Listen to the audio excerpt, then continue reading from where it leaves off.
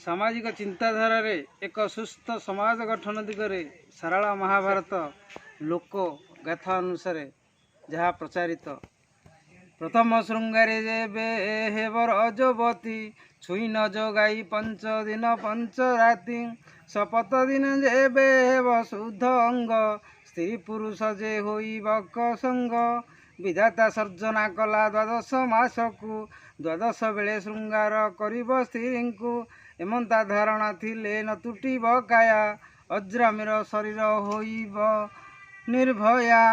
निर्दिष्ट दिन रे स्त्री संग पूर्णमी पंचमी दशमी तीन तिथि एथि बीज देले हुअंती पुत्रवती प्रतिप एकादशी चतुर्दशी तिथि एथि बीज देले रोगी पुत्र अल्प आयुष जुकती द्वितीय द्वादशी त्रयोदशी दिन तीन एथि बीज देले कर्म हुए हानि चौठी षष्ठी अष्टमी तीन तिथि एथि बीज देले आयुष धर्म जुकती संक्रांति अमाबाई गहन शनि अंते छोटा कुबुजा हुअंती एथि बीर्ज जंते। राजा तथा शासक मानकु कौन करबा उचित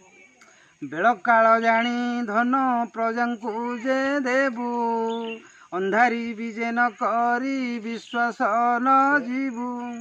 पारिधिकी एका बेले न तेजीबू राजा देवता ब्राह्मणे नित्य करुथिबू पूजा धार्मिकंकु एकादशी व्रत कराइबू विदेशी दूत कटके प्रवेशी न देबू परदारा परधने लोभन करिबू विवाहित नारी संगे केवल रहिबू राज्यभार समर्पिबू मंत्री हस्तरे समुदाय अधिकार न देवता हारे कृषि कर्मकारी जने न तंडीबू धन गोचर निमंते छाड़ी देबू बहु स्थान तीर्थ कले लोक मानंकु देबू अन्न दान उत्तम स्थान रखिबू सेनापति गण गुणीगण जानी करी करुथिबू पूजा कवि मानंकु कुपण न होइबू राजा। नमस्कार दर्शक बंधु मु त्रिनाथ नायक। जदि भिडियोटी भल लगिला लाइक करिवे शेयर करिवे सब्सक्राइब करिवे। धन्यवाद।